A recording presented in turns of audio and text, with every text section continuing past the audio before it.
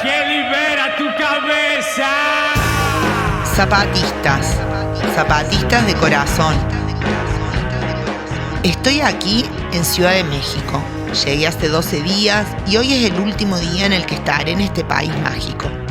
Anoche fue el último concierto con Emparanoia. La gira terminó. La banda ya regresó a España y yo tengo mi vuelo de regreso hacia Argentina unas horas más tarde. Me dejo el día libre para poder realizar esta entrevista.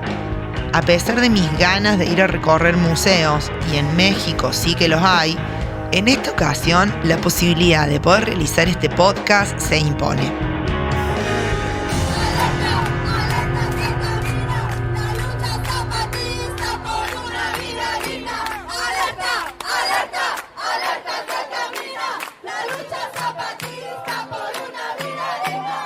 Episodio 3. Los parados. Estoy cansada y con una resaca emocional. Suele ser un sentimiento recurrente cuando termino una gira, un festival o algún viaje de gran intensidad. Son meses de trabajo que se desvanecen de un día para otro, que me dejan una sensación de vacío que se asemeja a la resaca, aunque no lo es. A pesar de esta confusión emocional, mi ánimo está con ilusión y alegría, lo cual al fin es lo que me importa. Me genera muchos nervios encontrarme con la persona que voy a entrevistar. Pienso si podré formular bien las preguntas. No sé. Se trata de un movimiento tan complejo y simple a la vez en su composición interna que me genera cierta ansiedad. Sin embargo, esa misma complejidad es lo que lo hace tan fascinante y relevante, y estoy decidida a transmitirlo en este podcast. Como les comenté al principio, Yu, mi contacto aquí en México, entre otras cosas, es fotógrafa y ha sido colaboradora del movimiento zapatista desde sus inicios. Sus fotos han dado la vuelta al mundo, capturando momentos únicos de los pueblos originarios, sus comunidades y sus formas de vivir. Posee registros de todo lo que ocurrió alrededor del año 2000, pero esta historia la voy a dejar para una segunda vuelta. Además, estoy segura que has visto alguna de sus fotos. Como les comentaba antes, me levanté un poco cansada. La verdad que me apena sentirme así en este día tan importante, pero bueno, es lo que hay y le meto onda. Después de buscar dónde desayunar, entro en una taquería que se llama Los Parados. ¡Qué buen nombre, por favor! Me encanta. Está ubicada en una esquina detrás de la iglesia del barrio de Coyoacán. Me pido un omelette sencillo y un café de olla que está buenísimo. Este café se prepara en una olla grande, con canela y un dulcito. Me siento mejor y eso me levanta el ánimo. Me voy a encontrar con Yu, y como ella está un toque demorada, aprovecho y entro a la iglesia. Yo no soy católica, ni apostólica, ni romana, pero además de admirar la arquitectura que poseen estos templos maravillosos, son prácticamente los únicos espacios silenciosos que quedan en las ciudades. Es un bálsamo a los oídos, un silencio sacro. Me siento y respiro profundamente, 27 veces. Apoyo mis manos en el regazo de mis piernas y así despacio voy recuperando el ímpetu que me caracteriza. Recibo un mensaje en el móvil y desde adentro de la iglesia le respondo a Yu: te veo. Un fuerte abrazo y palabras muy cariñosas sellan el encuentro. Le confieso mis nervios y ella me dice que esta persona que voy a entrevistar también le hizo el mismo comentario. Así que pienso, ok, estamos iguales. La identifico fácilmente por la luminosidad de su rostro. Yu nos presenta y le propongo hacer la entrevista en la taquería donde había desayunado un rato antes. Me había percatado de que no había música fuerte. Entonces este lugar me parece que está ideal. Ahí nos dirigimos. Escogemos una mesa lo más retirada de la calle. A pesar del bullicio, el ambiente con sonidos provenientes de la cocina, las voces, las ollas, una radio de fondo, la sirena de la yuta y un helicóptero que pasaba por encima, decido relajarme y pensar, ¿esto sale o sale? Acomodo mi dispositivo sobre el servilletero con el micrófono dirigido hacia su boca, buscando captar su voz lo más clara posible. Noto que tiene una voz suave y bajita, así que al correr las frases se le va perdiendo un poco. Yo, con gestos de mi mano, le indico un poco desesperada que la eleve. Nos reímos. Pido un café, esta vez americano, porque necesito algo más fuerte y amargo. Ella se pide un jugo de frutas y Yu dice que por el momento no quiere nada. De manera muy fluida le explico quién soy y por qué quiero hablar con ella. También le cuento del proyecto del cual formo parte, que es Radio Bicicleta, en donde saldrá este podcast. Le comento que me siento ligada al movimiento zapatista desde sus inicios y creo que es complejo entender su proyecto y su propuesta política. Ahondar en esto es básicamente lo que más me motiva, además de difundirlo, por supuesto. 1. Para nosotros, la tierra es la madre, la vida, la memoria y el reposo de nuestros anteriores, la casa de nuestra cultura y nuestro modo. La tierra es nuestra identidad. En ella, por ella y para ella somos. Sin ella morimos, aunque vivamos todavía. 2. La tierra para nosotros no es solo el suelo que pisamos, sembramos y sobre el cual crecen nuestros descendientes. La tierra es también el aire que, hecho viento, baja y sube por nuestras montañas. El agua que los manantiales, ríos, lagunas y lluvias, vida se hacen en nuestras siembras. Los árboles y bosques que fruto y sombra nacen. Los pájaros que bailan en el viento y en las ramas cantan. Los animales que con nosotros crecen, viven y alimentan. La tierra es todo lo que vivimos y morimos. 3. La tierra para nosotros no es una mercancía, de la misma forma que no son mercancía los seres humanos, ni los recuerdos, ni los saludos que damos y recibimos de nuestros muertos. La tierra no nos pertenece, pertenecemos a ella. Hemos recibido el trabajo de ser sus guardianes, de cuidarla, de protegerla, así como ella nos ha cuidado y protegido en estos 515 años de dolor y resistencia. 4. Nosotros somos guerreros, no para vencer y subyugar al diferente, al que otro lugar habita, al que otro modo tiene. Somos guerreros para defender la tierra, nuestra madre, nuestra vida. Para nosotros, esta es la batalla final. Si la tierra muere, morimos nosotros. No hay mañana para nosotros sin la tierra. El que quiere destruir la tierra es todo un sistema. Ese es el enemigo a vencer. Capitalismo se llama el enemigo.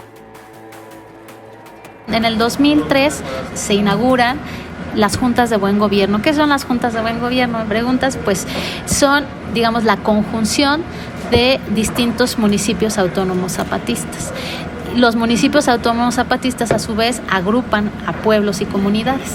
Entonces, digamos, tenemos 3 niveles ahí de organización, que son la organización que se dan los pueblos y otro nivel que son los municipios autónomos zapatistas y después las juntas de buen gobierno. Las juntas de buen gobierno agrupan municipios autónomos y lo que hacen es establecer coordinaciones en conjunto en temas como educación, salud, justicia, proyectos económicos. Entonces es ahí en donde se empieza a consolidar lo que es cómo nos organizamos para darnos educación, que les digo, es algo que ya se estaba funcionando cuando las tierras fueron liberadas, ¿no?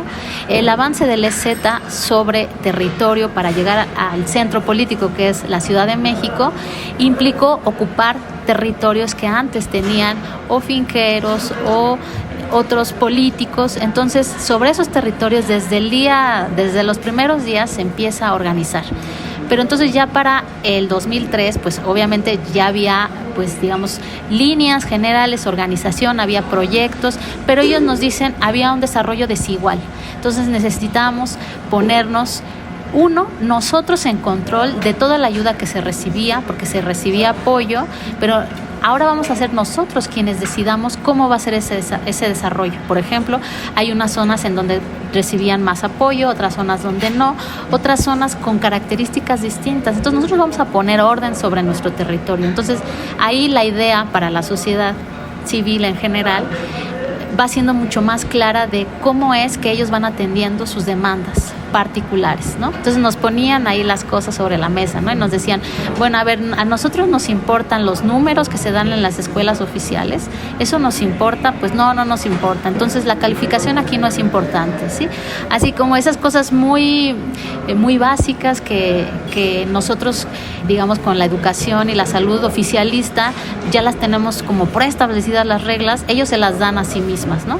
Entonces las juntas de buen gobierno son estos espacios en donde se concentran las decisiones que se van a tomar a nivel municipio y que tienen de alguna forma una coordinación, porque en territorio zapatista hay distintas juntas de buen gobierno, no es una gobernando a todo el territorio en donde se expanden las fuerzas del ejército zapatista, sino por cada zona hay juntas, ¿no? Entonces, hasta ese momento cuando se crean eran 5 juntas de buen gobierno, ¿no? Y entonces sigue ese curso que se consolida en el 2003, ¿no? Porque no es que dijeran vamos a partir en el 2003 a construir, ya estaba construido, pero lo que dicen vamos a formalizar esas estructuras, ahora todos vamos a trabajar bajo esa forma, ¿no? Y que es la forma que tenían hasta hace unos meses que nos anuncian que eso cambia. Quinto, nosotros pensamos que no es posible triunfar en esta batalla si no nos acompañamos en la lucha con los otros pueblos que son, como nosotros, el color que somos de la tierra. Si no luchamos junto a los otros que otros colores, tiempos y modos tienen, pero les duelen los mismos dolores.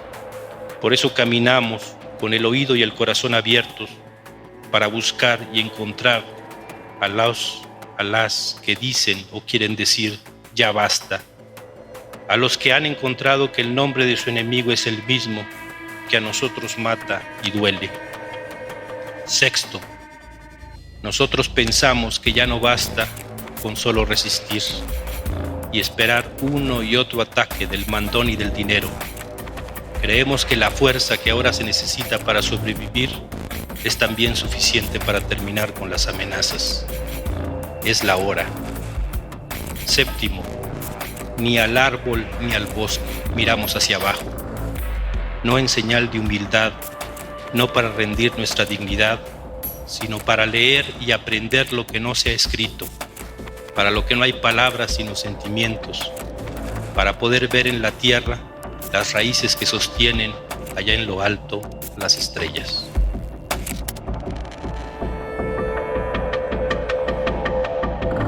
Su punto de vista es una transformación no solo a nivel nacional, como lo dice sus propias siglas, sino que ellos están conscientes de que el cambio requiere una transformación a nivel internacional, o sea, a nivel mundial, a nivel del mundo, porque de lo que se trata es de un sistema económico, de un sistema de organización del mundo que está hecho para, digamos, mantenerse a sí mismo con el escenario de injusticias, ¿no? Es decir, que pocos teniendo mucho y muchos teniendo poco. O sea, dice, las cosas no van a cambiar mientras sigamos sosteniendo ese sistema, ¿no? Y bueno, a partir de ahí, a nivel nacional, porque esa declaración, teniendo ya ese reconocimiento de que la lucha no puede ser solo nacional, tiene un apartado para nivel nacional y un apartado para lo internacional. A nivel nacional lanza la otra campaña que tiene la intención de ser un camino para la construcción de una nueva constitución. Y a nivel internacional lanza la posibilidad de un proceso, pues, de hacer una lucha en conjunto, ¿no? Y sobre todo también llama a nivel internacional a que cada uno deje de poner especial atención en otros y pongan atención en sí mismos, ¿no? Es decir, que ellos también hagan sus propios procesos de reflexión de sus propias luchas, de su territorio, y en ese sentido encuentren las convergencias con el zapatismo, ¿no? Entonces ya no solamente es la derecha tradicional que no entiende la diferencia, es decir, o que desprecia total diferencia, sino también de la izquierda que en ese momento ascendió al poder y que estando hoy en el poder pues se convierten en un enemigo, o sea, sí, claramente en un enemigo, y quienes fomentan hoy la contrainsurgencia, ¿no? Es un gran honor para nosotros participar en la celebración del 30 aniversario del levantamiento de STLN. Nosotras venimos de diferentes ciudades de Alemania porque compartimos la lucha zapatista contra la destrucción capitalista y por la vida. Aunque venimos de diferentes países, comunidades y organizaciones, nos une una visión común de una vida mejor. Luchamos contra el mismo enemigo, aunque tenga diferentes caras. Un enemigo que lleva siglos explotando a las personas y a la naturaleza, cuyo poder se basa en la explotación colonial y en estructuras de desigualdad y opresión. Un poder que también se construye en Europa sobre las espaldas de las personas BIPOC, las mujeres y los trabajadores. Un poder que fue creado y es mantenido por las personas y que por lo tanto también puede ser aplastado por ellas. Como europeos, sabemos que vivimos en el corazón de la bestia. Sabemos de la riqueza de Occidente que solo puede generarse a través de la sangre del sur global. Nosotras también nos beneficiamos de ese sistema y consideramos que es nuestra responsabilidad organizarnos en Alemania y en Europa para oponernos al sistema neocolonial de explotación y construir una alternativa común para construir un mundo en que quepan muchos mundos. Y estando hoy en el poder, en el trayecto a lo que llegó en el poder, lo que causó en el país pues fue un proceso de paramilitarización, ¿no? O sea, en principio la derecha, en esta lucha por tener el control de lo que había conseguido en el 2000 al llegar al poder, pues desata una guerra y un discurso pues de combatir al narcotráfico, ¿no? Un discurso que ha valido también ya más o menos 20 años, también ya casi 20 años de sostener un proceso de militarización en todo el país, ¿no? Y con eso quiero decir y hablar del presente. O sea, el zapatismo tiene eso como un escenario. O sea, cuando ellos nos dicen ¿en dónde estamos? Y nosotros cuando decimos no, ¿dónde estamos ahora como ciudadanos, como mexicanos, como estudiantes, trabajadores? Tenemos que tener presente que tenemos el contexto de la militarización, ¿no? Y eso es lo que explica parte de lo que viene para nosotros. Por ejemplo, estamos en un proceso de organizar caravanas para ir en enero a territorio zapatista para escuchar qué es lo que se va a anunciar.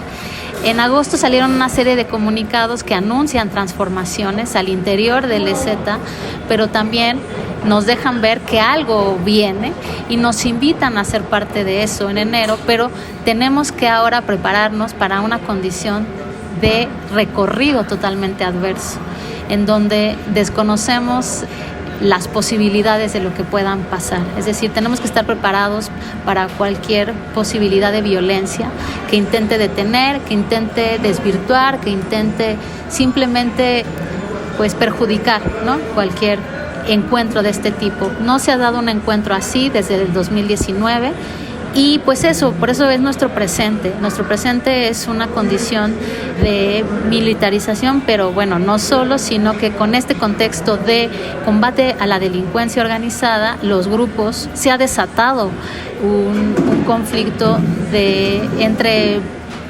delincuencia organizada, ¿no? Que siempre hemos tenido claro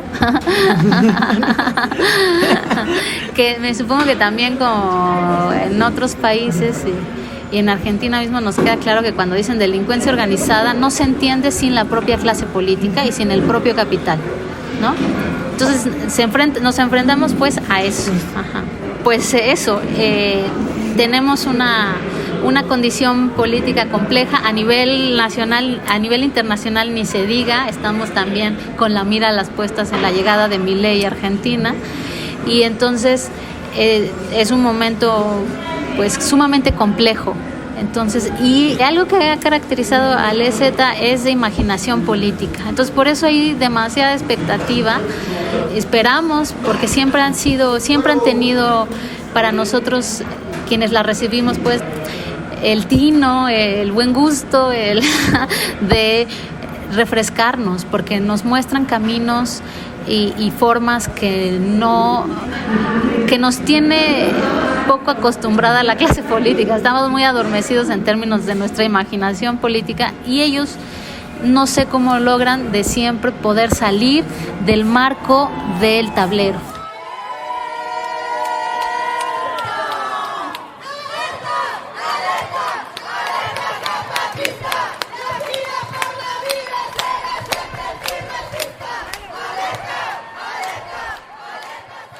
en general la experiencia de quienes hemos acompañado el zapatismo no es de minimizar, pero sí de tener muy claro que los partidos políticos o los grupos que se conjugan o que se aglomeran en torno a las elecciones, a la vida electoral de un país, tienen un desfase general con respecto a la sociedad, ¿no? Y entonces, de alguna forma siempre los miramos como los de arriba o los poderosos, o sea, de alguna forma identificamos líneas generales, ¿no? Entonces, si tú me hablas de Milei, ¿no? O si me hablas hasta de los propios Kirchner, para nosotros son experiencias que tienen que ver con una clase política que en la actualidad está totalmente desfasada de la sociedad.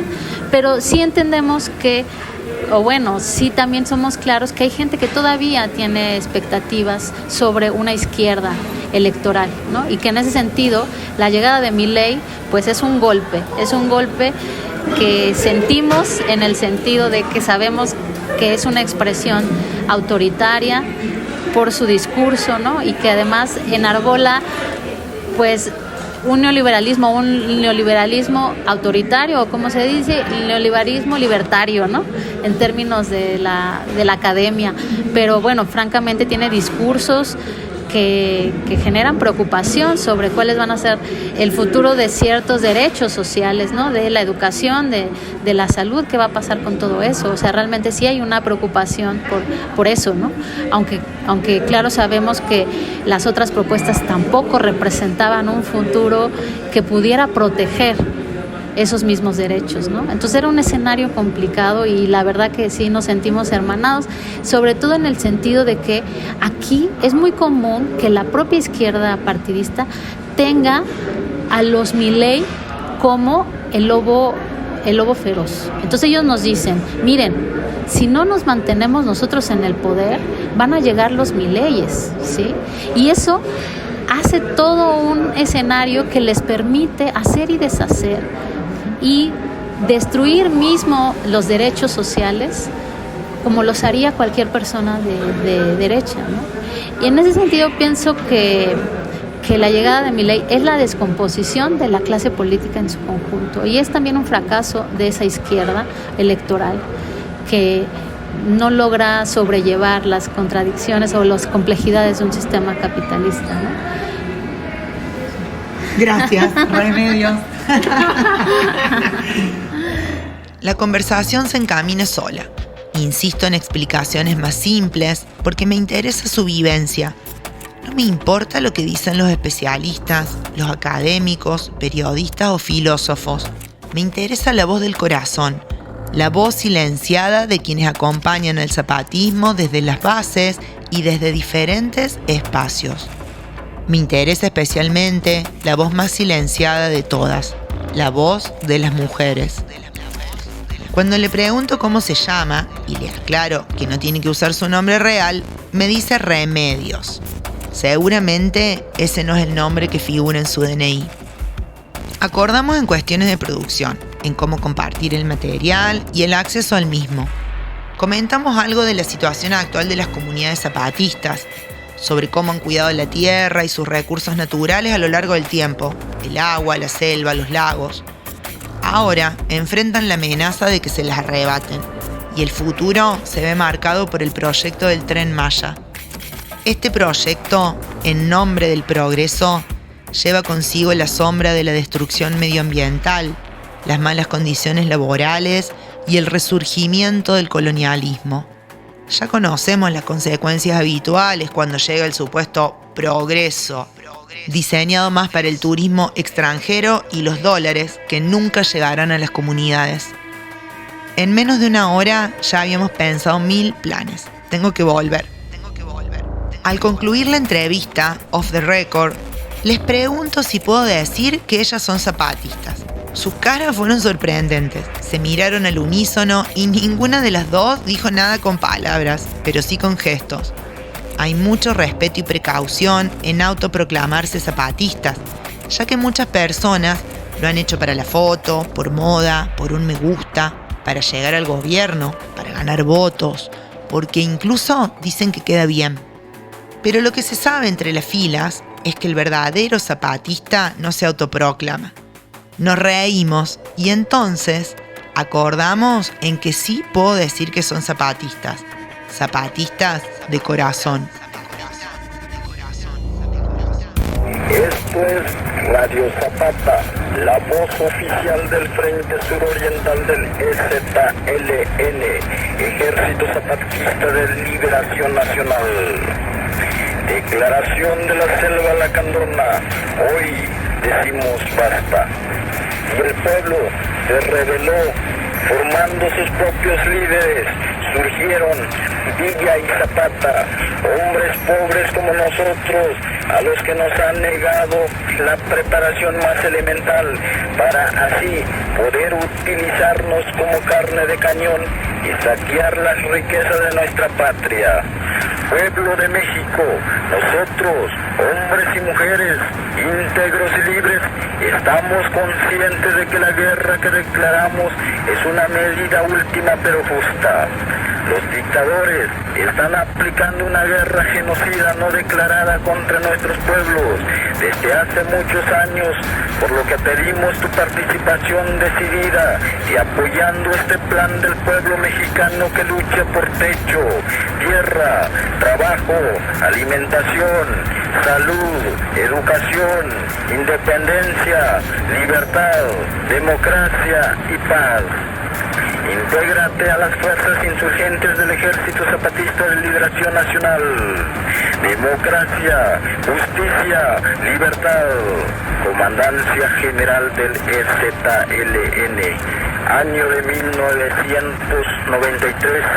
Selva Lacandona, Chiapas, México.